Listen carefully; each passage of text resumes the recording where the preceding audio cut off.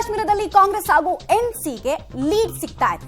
16 ಸ್ಥಾನಗಳಲ್ಲಿ ಇಂಡಿ ಕೂಟ ಲೀಡ್ ಅನ್ನ ಕಾಯ್ದುಕೊಳ್ತಾ ಇದೆ. ಬಿಜೆಪಿ ಕೂಡ ಏನು ಕಡಿಮೆ ಇಲ್ಲ. ಇಲ್ಲಿ ಬಿಜೆಪಿ 13 ಸ್ಥಾನಗಳಲ್ಲಿ ಆರಂಭಿಕ ಲೀಡ್ ಅನ್ನ ಪಡೆದುಕೊಳ್ತಾ ಇದೆ. ಪಿಡಿಪಿ ಮೆಹಬೂಬಾ ಮುಫ್ತಿ ಅವರ ಪಾರ್ಟಿ 2 ಸ್ಥಾನದಲ್ಲಿ ಲೀಡ್ ಅನ್ನ ಪಡ್ಕೊಳ್ತಾ ಇದೆ. ಅವರ ಪರವಾಗಿ ಟ್ರೆಂಡ್ ಕಾಣಿಸ್ತಾ ಇದೆ 2 ಸ್ಥಾನಗಳಿಗೆ ಸಂಬಂಧಪಟ್ಟಂತೆ. ಲಾಸ್ಟ್ ಟೈಮ್ ಪಿಡಿಪಿಗೆ ಬಹಳ ದೊಡ್ಡ ನಂಬರ್ ಸಿಕ್ಕಿತ್ತು ಅಲ್ಲಿ. ಇನ್ಫ್ಯಾಕ್ಟ್ ಕಾಶ್ಮೀರದ ಕಣಿವೆಯಲ್ಲಿ ಪಿಡಿಪಿಗೆ 28 ಕ್ಷೇತ್ರಗಳು ದಕ್ಕಿದ್ವು. ಈ ಸಲದ ಕತೆ ಏನು ಕುತೂಹಲ ಇದೆ.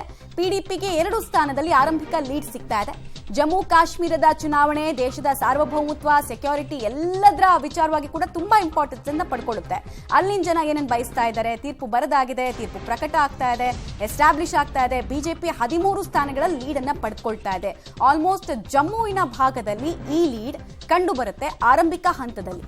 ಆರಂಭಿಕ ಹಂತದ ಟ್ರೆಂಡ್ ಅನ್ನ ನೀವು ಗಮನಿಸ್ತಾ ಇದ್ದೀರಾ. 90 ಕ್ಷೇತ್ರಗಳ ಪೈಕಿ 40 ಕ್ಷೇತ್ರಗಳ ಟ್ರೆಂಡ್ ಸಿಗ್ತಾ ಇದೆ. ಅದರಲ್ಲಿ ಕಾಂಗ್ರೆಸ್ ಪ್ಲಸ್ ಎನ್ಸಿ 18 ಕ್ಷೇತ್ರಗಳ ಲೀಡ್ ಅನ್ನು ಪಡ್ಕೊಳ್ತಾ ಇದೆ. ಓಕೆ, ಜಮ್ಮು ಕಾಶ್ಮೀರದಲ್ಲಿ ಒಂಥರ ನೆಕ್ ಟು ನೆಕ್ ಫೈಟ್ ಅಂತ. ಜಮ್ಮು ಕಾಶ್ಮೀರದಲ್ಲಿ ಅತಂತ್ರ ಫಲಿತಾಂಶ ಸಾಧ್ಯತೆ ಈಗಿನ ಟ್ರೆಂಡ್ ಪ್ರಕಾರ ಹೇಳೋದು.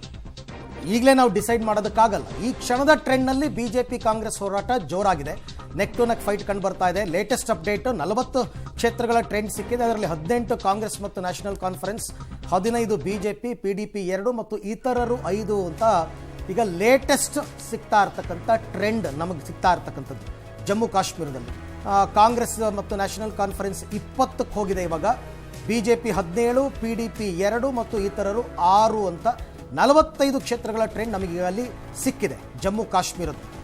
ಹರಿಯಾಣದಲ್ಲಿ 70 ಕ್ಷೇತ್ರಗಳ ಟ್ರೆಂಡ್ ಸಿಕ್ಕಿದೆ. ಬಟ್ ಅಲ್ಲಿ ಹರಿಯಾಣದಲ್ಲಂತೂ ನಾಗಾಲೋಟದಲ್ಲಿ ಕಾಂಗ್ರೆಸ್ ಸಾಗ್ತಾ ಇರ್ತಕ್ಕಂಥದ್ದು ಗೊತ್ತಾಗ್ತಾ ಇದೆ. ಹರಿಯಾಣದ ಟ್ರೆಂಡನ್ನು ತಾವೀಗ ಗಮನಿಸ್ತಾ ಇದ್ದೀರಾ. ಜಮ್ಮು ಕಾಶ್ಮೀರದಲ್ಲೂ ಕೂಡ ಮತ ಎಣಿಕೆ ಆರಂಭ ಆಗಿದೆ. ಈಗಾಗಲೇ ಆರಂಭಿಕ ಹಂತದಲ್ಲಿ ಮತ ಎಣಿಕೆ ಅಂತಕ್ಕಂಥದ್ದು ಅದು ಅಂಚೆ ಮತ ಎಣಿಕೆನೇ ನಡೀತಾ ಇರುತ್ತೆ. ನಿಮಗೇನು ಗೊತ್ತಾ, ನಾವು ಹೇಳಿ ಮುಗಿಸೋ ಅಷ್ಟರಲ್ಲೇ ನಂಬರ್ಸ್ ಚೇಂಜ್ ಆಗಿರುತ್ತೆ.